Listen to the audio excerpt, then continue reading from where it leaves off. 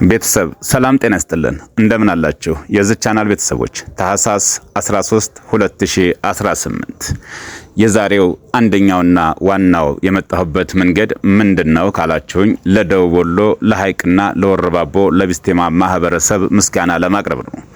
ይህ ቪዲዮ እንደደረሳችሁ ሁላችሁም ስልካችሁን ስክሪን ጫን ብላችሁ በመያዝ ሴንድ አድርጉላችሁ ለሁሉም ተደራሽ እንደሆነ። እንግዲህ ዛሬ የብልጽግናው አመራር የሰራውን አስነዋሪና እንደሁም በጎጃም የቀናውን ድል ለናንተ ይዤላችሁ መጣለሁ። ሁላችሁም እንድትከታተሉ በአክብሮት ጋብዛለሁ።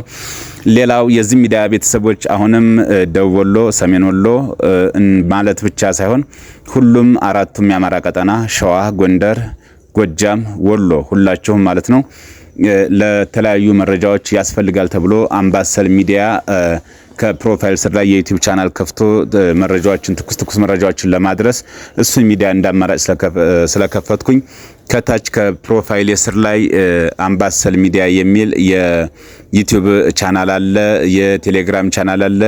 በተለይ ዛሬውኑ ይሄንን ቪዲዮ የደረሳችሁ ሁሉ በቀናነት ገብታችሁ ከፕሮፋይል ስር ላይ ወይም ባዮ ላይ አምባሰል ቲቪ ወይም አምባሰል ሚዲያ የሚል የዩቲዩብ ቻናል አለ። ሁላችሁም በቀናነት ገብታችሁ ሰብስክራይብ እንድታደርጉ በአክብሮት ጋብዛለሁ። ለዕለቱ ስንነሳ እንግዲህ የብልጽግና አጎብዳጅ ሆነው በደቡብ ወሎ ሐይቅ ላይ አስተያየት ሲሰጡ የነበሩ ማህበረሰብን ሁላችሁም አድራሻቸውንና ቤታቸውን ጭምር ጠቁሙ ባልኳችሁ መሰረት የሐይቅ ከተማ ወጣቶች፣ የሐይቅ ከተማ ነዋሪዎች፣ የሐይቅ ከተማ የፋኖ ደጋፊዎችና የቢስቲማ የወረባቦ ማህበረሰብ ሁላችሁም ቤታቸውንና አድራሻቸውን ከነስልክ ቁጥራቸው ጭምርት ያደረሳችሁኝን ከልብ አመሰግናለሁ። ክበሩልን ማለት እንፈልጋለን። ነገር ግን የፖሊስ ሚስት ጭምርት ናት የዛ ሰዓት ላይ የብልጽግናውን ስርዓት ለማራመድ አስተያየት ሲሰጡ የነበረ መንግስት ያደራጃቸው የመንግስት አሸርጋጆች ባንዳዎች ስለሆኑ እነዛ ላይ የማያዳግም እርምጃ ወስደን ስለምናሳያቸው ትልቅ ማሳያ እንሰራለን ብለን እናስባለን። እንግዲህ የዛሬው ድል ምንድነው ካላችሁኝ ሙሉ ዜናውን ይዤላችሁ የምቀርበው አምባሰል ቲቪ ዩቲዩብ ቻናል ላይ ነው።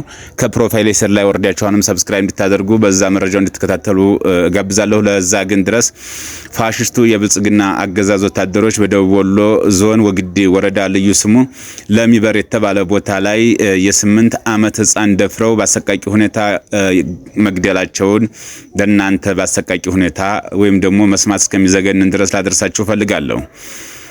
በተጨማሪ አገዛዙ ቤተ አማራ በብዙ አካባቢዎች የእምነት ግጭት ለመፍጠር እየሰራ ነው። ሰራዊቱ አዝምቶ መማር ማስተማርንም እያወከ ይገኛል። በአማራ ህዝብ ላይ ዘር ለማጥፋት እየፈጸመ ያለው ፋሽስቱ ብልጽግና ወታደሮች በደቡብ ወሎ ዞን ወግዴ ወረዳ ልዩ ስሙ ለሚበር ተብሎ በሚጠራ አካባቢ አንዲት የ8 ዓመት ህፃን ደፍረው በአሰቃቂ ሁኔታ ህይወቷ ያለፈ ሲሆን ይህንን ግፍ ለህዝብ ብታሰሙ እንገላችኋለን በማለትና በማስፈራራት ጉዳዩን ለሚዲያ እንዳይደርስ ታፍኖ መሰንበቱ ለማረጋገጥ ችለናል።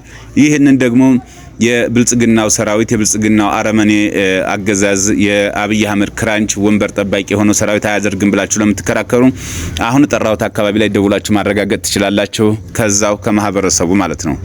ሌላው የበረሃው ቋያ 66ኛ ክፍለ ጦር የአፋብኃ ምዕራብ አማራ ቀጠና ቴዎድሮስ እዝ 105ኛ ኮር 66ኛ ክፍለ ጦር አንደኛ ሻለቃ በቀን 13 4ኛ ወር 2018 ዓ.ም በሰሩት አስደናቂ ኦፕሬሽን የአብይ አህመድ ወንበር አስጠባቂ ሌሎችን ድባቅ በመምታት ተደጋጋሚ ጀብድ ፈጽመዋል። የበሰበሰ አገዛዝ ሰራዊቱ በየጊዜው እየገበረ ስልጣኑን ለማራዘም እየተጨረጨረ ቢገኝም ከሽንፈት ግን አላዳነውም። በየአዳራሹ በሰማይ ድሮን በመሬት መርፍና ታንክ ዙና ድሽቃ ጭምር ታጅቦ ማህበረሰቡን አወያየሁ እያለ የውሸት ፕሮፓጋንዳ የሚነፋው የአብይ አህመድ ወይም ደግሞ የመሐመድ ተሰማ ወሬ ይህንን ህዝብ ሊያስድነው ስለማይችል ማህበረሰቡ ግን እውነታው ገብቶ ጸጥ እያለ ራሱ ያደራጀው ኃይል ብቻ እያወራ እንደሚገኝ ተገንዝበናል ከቦታው ባገኘ ነው። ሌላው እንግዲህ ጀግናው ጠበቃ አስረስ አማረ እንደተናገረው ታንክና መርፍ ይዞ ያላሸነፈን መሐመድ ተሰማ ማይክ ይዞ አያሸንፈንም። በማይክ ሀገር አይመራም፣ በወሬ ሀገር አይመራም። የመሐመድ ተሰማ እንግዲህ ግብጽንም ገረፍናት፣ ግብጽን ገርፈናል፣ ሻቢያንም ገርፈናታል፣ ህወሓትን ገርፈናታል ሲል ነው የሚሰማው። ነገር ግን መሐመድ ተሰማም ምርኮኛ ነው፣ ብርሃኑ ጁላ ምርኮኛ ነው። ማንን ገርፎ ማንን እንዳስፈራራ አናውቅም። ዛሬ ላይ እንደ ጀግና የሚያጫውተው ማለት ነው። ሌላ ሙሉ ዜናዎችን ይህን የተመለከተ ዝርዝሮችን አምባሰል ቲዩብ ላይ ያገኙታል። እንድትገቡ በአክብሮት ጋብዛለሁ። ሐይቆች ግን ክበሩልኝ።